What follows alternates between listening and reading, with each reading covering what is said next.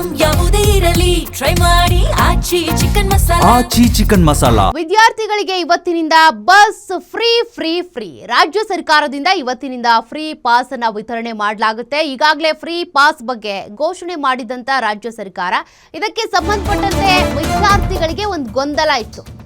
ಯಾವತ್ತಿಂದ free, ಈಗ ticket ಪಡಿಲೇಬೇಕಾಗುತ್ತೆ, pass ಇಲ್ಲದೆ ಇದ್ರೆ ಹೆಂಗೆ ಏನು ಅಂತ ಅದ್ರ ಬಗ್ಗೆ ಡೀಟೇಲ್ಸ್ ಸಿಕ್ಕಿದೆ.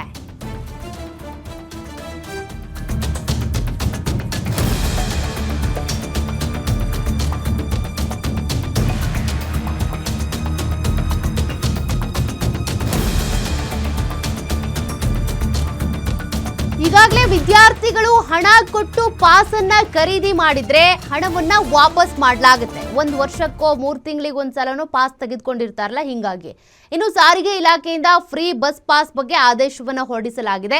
ಇವತ್ತಿನಿಂದಾನೇ ಅದು ಜಾರಿ ಆಗ್ತಾ ಇರೋದು. ಬೆಂಗಳೂರು 1 ಸೇವಾ ಕೇಂದ್ರಗಳಲ್ಲಿ ಫ್ರೀ ಬಸ್ ಪಾಸ್ ಸಿಗುತ್ತೆ. ಬಸ್ ಪಾಸ್ ಕಾರ್ಡ್ ಮುದ್ರಣ ಹಂಚಿಕೆಗೆ 3 ರಿಂದ 4 ದಿನ ಕಾಲಾವಕಾಶ ಬೇಕು ಅಂತ ಈಗಾಗಲೇ ಸಾರಿಗೆ ಇಲಾಖೆ ಇದಕ್ಕೆ ಸಂಬಂಧಪಟ್ಟಂತೆ ಮಾಹಿತಿಯನ್ನು ಕೊಟ್ಟಿದೆ. ಹೀಗಾಗಿ ಇವತ್ತಿನಿಂದ ಬಸ್ ಪಾಸನ್ನು ಹಂಚಿಕೆ ಮಾಡ್ತಾರೆ. ಜೊತೆಗೆ ನೀವು ಈ ಹಿಂದೆನೇ ಏನಾದರೂ ಬಸ್ ಪಾಸನ್ನು ಖರೀದಿ ಮಾಡಿದರೆ, 1 ಇಯರ್ಲಿ ಅಂತ ತೆಗೆದುಕೊಂಡಿರ್ತಾರೆ ಅಥವಾ 3 ತಿಂಗಳಿಗೆ ಒಂದ್ಸಲ ಅಂತ ಪಾಸನ್ನು ತೆಗೆದುಕೊಳ್ತಾ ಇರ್ತಾರಲ್ಲ ವಿದ್ಯಾರ್ಥಿಗಳು, ಆ ಪಾಸ್ಗಳನ್ನು ನೀವು ವಾಪಸ್ ಕೊಟ್ಟರೆ ನಿಮ್ಗೆ ಹಣವನ್ನು ವಾಪಸ್ ಕೊಡ್ತಾರೆ.